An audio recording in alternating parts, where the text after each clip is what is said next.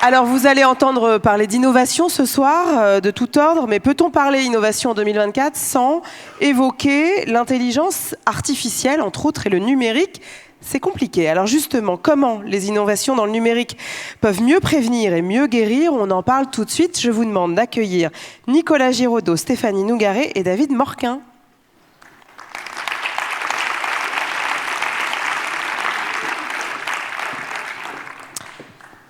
Bonsoir à tous les trois. Bienvenue à vous. Nicolas Giraudot, vous êtes praticien hospitalier au CHU de Montpellier, président de la Fondation de l'Université de Montpellier, coordonnateur de Montpellier Santé Oral by MedValley. J'ai oublié quelque chose ? C'est bien ça suffit déjà. D'accord. Stéphanie Nougaret, médecin, PhD et professeur radiologue. Là, j'ai oublié un truc. Non ? J'ai oublié quelque chose ? Non, je dirige aussi une équipe de recherche INSERM, mais ça va bien. Eh bien justement, vous allez nous en parler. David Morquin, vous êtes professeur associé à la faculté de médecine et au CHU de Montpellier. Et là, normalement, j'ai tout. Alors non, il manque effectivement médecin et aussi directeur responsable de la stratégie IA du CHU.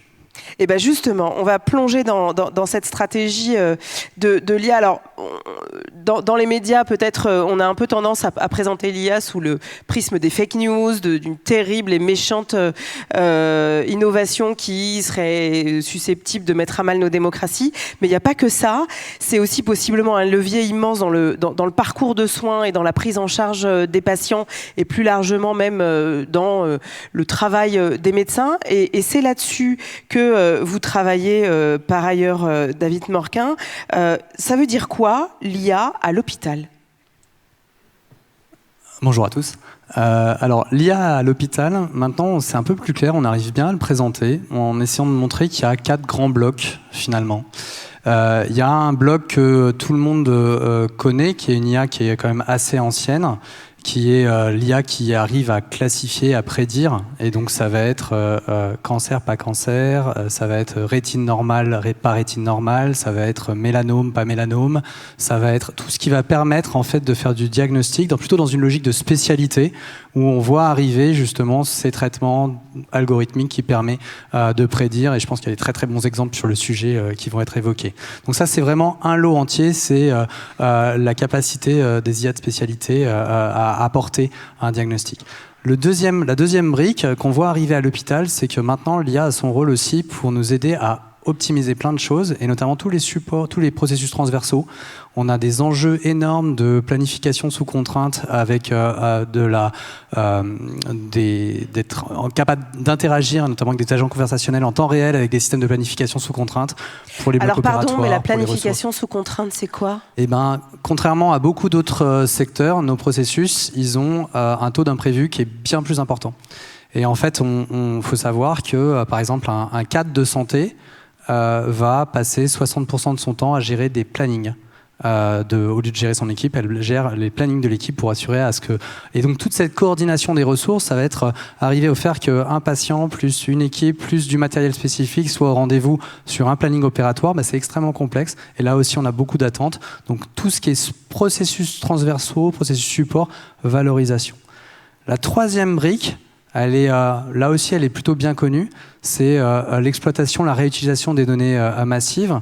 On a un entrepôt de données de santé qui est sur le territoire, qui est labellisé CNIL, et en fait, on a de plus en plus de perspectives de pouvoir exploiter ces données, avec notamment le traitement automatisé du langage. Donc on commence à utiliser de plus en plus les LLM pour mieux enrichir et traiter nos données, mais surtout pour aller sur aussi des recherches de corrélation. Alors, corrélation, on ne fait pas causalité, mais recherche de corrélation qui soit multimodale, c'est-à-dire avec de l'image, du omics, du texte, de la biologie, et ainsi de suite. Mais ça, par exemple, vous avez un exemple concret de cette troisième brique ? Alors, en fait, c'est ce qu'on fait. En fait, ce n'est que donner des moyens d'amplifier ce qu'on fait depuis très longtemps, mais de façon très artisanale. C'est-à-dire que cette troisième brique, c'est on passe notre temps à rechercher des corrélations en reprenant des données historiques de patients et en allant ou en faisant des essais randomisés, contrôlés pour avoir le contrôle des données, pour essayer de trouver des relations entre ce qu'on fait et ce qu'on observe. Là, on va avoir la capacité de le faire massivement avec des gros volumes de données et aller rechercher, parfois même sans avoir l'hypothèse de ce qu'on cherche. Et donc ça, c'est très très important, cette troisième brique. Et la quatrième brique, elle est un peu moins connue du grand public. C'est tout ce que peut apporter l'IA générative au quotidien de l'hôpital. Et notamment tout ce que peut apporter l'IA générative dans l'assistance, y compris dans la relation, dans la triangulation entre professionnels de santé multidisciplinaires, patients aidants, et ce que peuvent être des assistants virtuels, et notamment pour faciliter la saisie de contenu, pour générer du contenu, pour générer des documents explicatifs, potentiellement multilingues, et on est en capacité actuellement d'expérimenter sur le terrain justement ces outils d'IA générative pour voir quel rôle et quelle assistance ils peuvent fournir, comment on est capable de les encadrer, comment on est capable de les superviser, aussi bien sur le plan éthique que sur le plan juridique, que sur le plan des risques médicaux. Et donc, c'est ça, par exemple, je vous coupe, ça voudrait dire accompagner le parcours de soins en rendant, par exemple, le vocabulaire accessible pour tous, y compris dans une langue étrangère. On sait que c'est des enjeux qu'on a eu beaucoup pendant le Covid, notamment. Ça veut dire que ce serait possible par l'intelligence artificielle. Tout à fait. On a, par exemple, des protocoles de recherche pour savoir qu'est-ce qui se passe si, en cours de prise en charge, par exemple via les urgences ou d'autres, on va être capable de donner un document explicatif à un patient qui soit adapté à sa langue, à son niveau de compréhension. Il n'y a pas de jargon médical qui permet de détailler en temps réel. Et donc on est en train d'évaluer comment ça va être perçu par les acteurs, aussi bien côté médical que côté soignant. C'est ce qu'on fait dans Irios. Alors là, on voit les 4 blocs. Vous, Stéphanie Nougaret, vraiment, sur les cancers que vous traitez et sur l'imagerie médicale, l'objectif, vous, c'est carrément presque de faire de la médecine prédictive ? Alors oui, vous allez un tout petit peu... Je vais un peu vite. Un petit peu vite. Je suis déjà dans le futur. Voilà. En fait, donc moi je suis radiologue, donc effectivement je travaille avec les images, les scanners, les IRM. Et en fait, on a vraiment 2 thématiques sur l'ICM qui est ce qu'on appelle Virtual Biopsy and Virtual Treatment. Donc biopsie virtuelle et traitement virtuel. Donc si je peux expliquer en vraiment quelques minutes, en fait l'idée c'est lorsque vous faites une biopsie pour un cancer, vous allez avoir une idée très très précise, donc en termes de diagnostic, d'agressivité, de génétique. Mais par contre, vous allez avoir une idée à un instant T et une idée vraiment très partielle, une photo de la tumeur, mais à un instant vraiment très court dans le temps et surtout qui ne va pas du tout représenter l'intégralité du cancer et son hétérogénéité, puisqu'on sait que des fois les cancers sont très volumineux. Je parle surtout du cancer par exemple de l'ovaire, où on peut avoir plusieurs kilogrammes de tumeurs dans le ventre, donc l'hétérogénéité là sur une biopsie elle est complètement pas du tout prise en charge. Et donc l'idée de faire de la biopsie virtuelle, c'est d'utiliser donc nos images de scanners et d'IRM, puisque là par contre on peut avoir une évaluation complètement non invasive de l'intégralité de la tumeur et à de multiples instants pour monitorer notamment le traitement. Et donc ça se fait grâce à l'IA, et en fait on va demander à l'IA de prédire ce qu'on voit sur l'histologie, mais juste grâce à l'image. Et là on y est en plein, donc c'est vraiment dans les plusieurs années à venir, on va arriver à ce niveau de précision sur l'image. Et la deuxième partie, après la biopsie virtuelle, c'est vraiment le virtual treatment avec 2 parties. Donc grâce aux images, aider le chirurgien avec la réalité virtuelle embarquée, les lunettes 3D de Google, et on va aider effectivement le chirurgien. Et ensuite une autre partie qui est grâce aux images encore, en fait on arrive à faire des clusters en fait au sein de la tumeur qui vont être plus ou moins agressifs. Et là c'est plus dans quelques années, c'est maintenant, c'est le projet du CIRIC 3 qui est coordonné par le professeur Azria. En fait c'est de faire de la radiothérapie adaptative grâce à l'IA et grâce aux données de l'image. Donc on va sur par exemple le projet du CIRIC qui est l'encadrement dans le cancer du pancréas, on va essayer de booster des zones qu'on aura vues donc sur nos IRM, qu'on aura détectées grâce à l'IA comme plus agressives, on va booster grâce à de la radiothérapie adaptative. Ce qui crée en fait finalement presque une forme de médecine personnalisée. Exactement, ouais. Mais qui est pour l'instant possible en fait de réaliser avec les yeux tout simplement du radiologue. Et l'IA va pas remplacer du tout le radiologue ni le clinicien, mais c'est surtout que ça va être une aide et va nous aider effectivement à mieux prendre en charge les patients avec un cancer. Vous, Nicolas Giraudot, la médecine personnalisée, c'est aussi votre dada. Et vous travaillez sur la santé orale. Et la santé orale, déjà, qu'est-ce que c'est ? Oui, effectivement, plus précisément sur la médecine personnalisée, c'est surtout la prévention personnalisée, puisque la médecine fait complètement partie, la prévention, fait complètement partie de la prévention. Et la thématique de la santé orale, c'est l'état de la bouche, des dents et de toutes les structures orofaciales. Et cette santé orale, elle s'intègre et elle est présente dans les 3 fonctions essentielles que sont la respiration, l'alimentation et la parole, sans oublier le contexte psychosocial, puisque je suis sûr que tous autour de vous, vous êtes soucieux de la couleur de vos dents et l'alignement, quand vous souriez ou pas. Ça, c'est un grand marché, ouais. Tout à fait. Je me permets de rebondir sur ce qu'a dit mon voisin de gauche et ami et confrère David.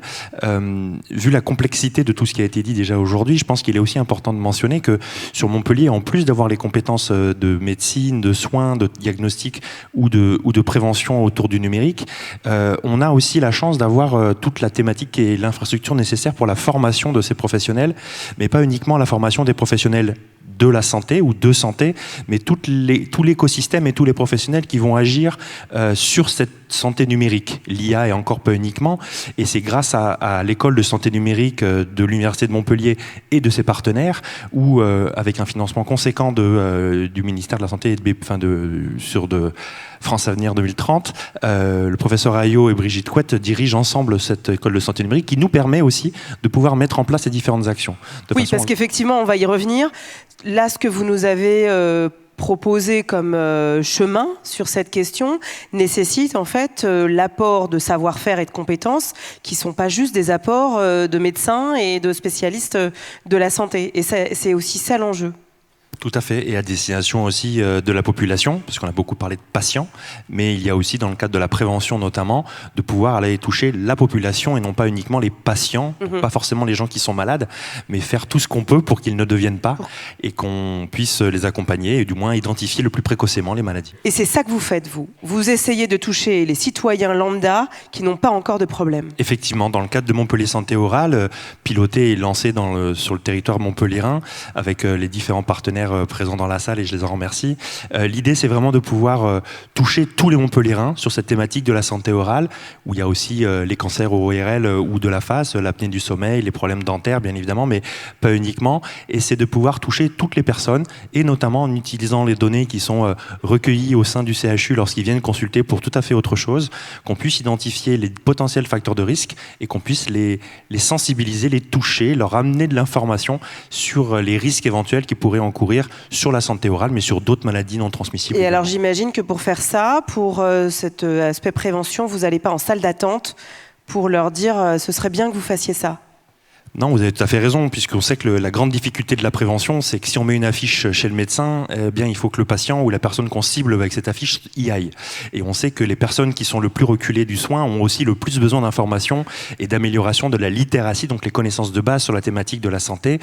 D'où l'intérêt et ce que l'OMS pousse d'utiliser le numérique et notamment le téléphone portable pour toucher à travers un SMS, à travers les réseaux sociaux, à travers les mails, à travers toutes les technologies numériques qui sont possibles et parfois très simples, puisqu'il faut pouvoir toucher tout le monde et que le numérique et l'IA surtout ne creusent pas les inégalités, mais les rétrécissent bien de façon importante. Parce que pour être clair, là-dedans, tout le monde a à peu près un téléphone portable et vous êtes en capacité de toucher le plus de gens. On est véritablement dans l'allée verte.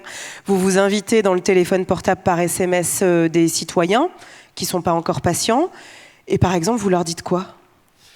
On leur dit plein de choses. Alors, pour éviter les hurlements, bien évidemment, on ne peut tout envoyer un SMS à une personne que si elle a consenti de recevoir un SMS, même s'il n'y a pas d'obligation commerciale derrière. L'idée, c'est de pouvoir améliorer la littératie en santé de la population, améliorer les connaissances. Voilà. Et donc, à travers ça, l'OMS préconise un algorithme assez simple de pouvoir être assez régulier dans l'envoi et de pouvoir, encore une fois, grâce aux données qu'on peut acquérir et aux facteurs de risque identifiés, avoir une prévention personnalisé, de moi me toucher en tant que jeune quadra avec un enfant, de pouvoir me donner les informations qui vont me concerner et non pas celles qui vont concerner d'autres 2 personnes pour que je puisse être le plus impacté possible et le plus sensible à l'information. Et vous avez un exemple à nous donner de ce qui a pu se faire à l'étranger ou ailleurs ? L'initiative que Montpellier Santé Orale implémente pour la première fois le programme M Oral Health de l'OMS, donc M Santé Orale, vous excuserez mon accent. Et ce programme qui est pour la première fois lancé à Montpellier avait un papa, une maman qui était sur le diabète, où ils ont pu commencer au Sénégal ou au Costa Rica, et notamment sur le diabète, une maladie non transmissible qui est souvent très importante au niveau en termes de prévention. Ils ont pu montrer que les personnes qui recevaient ces messages de prévention ont eu un meilleur taux de glycémie, notamment pendant la période de Ramadan, qui était souvent très problématique. Donc il y a vraiment un impact et un changement des habitudes qui se fait avec cette méthode-là. Et alors là, ce qu'on voit dans ce que vous nous avez présenté, c'est que l'objectif est aussi de prendre le patient ou le citoyen dans sa dimension en fait globale. Là-dessus, David Morquin, l'enjeu c'est quoi ? C'est de faire en sorte de désiloter, y compris dans les logiques de santé. On n'est pas juste venu voir une radiologue, un dentiste, mais à partir du moment où on rentre à l'hôpital, on devient un patient et il faut qu'on ait une prise en charge holistique, globale, à 360 ? Alors, oui, pour pouvoir conduire des actions de prévention, c'est très intéressant qu'au moindre contact hospitalier, on soit capable d'avoir une vision holistique. Ce qui est vrai côté prise en charge, il est vrai aussi sur toutes les données qui sont générées par le système de santé en permanence. Et on a des énormes enjeux à être capable d'un côté, respecter, de protéger les citoyens et respecter leur confidentialité et à garantir que tout ce qu'on fait permet de ne pas pouvoir réidentifier les personnes, mais de pouvoir réutiliser ces données pour faire de l'IA et pour pouvoir faire tout ce qui a été évoqué.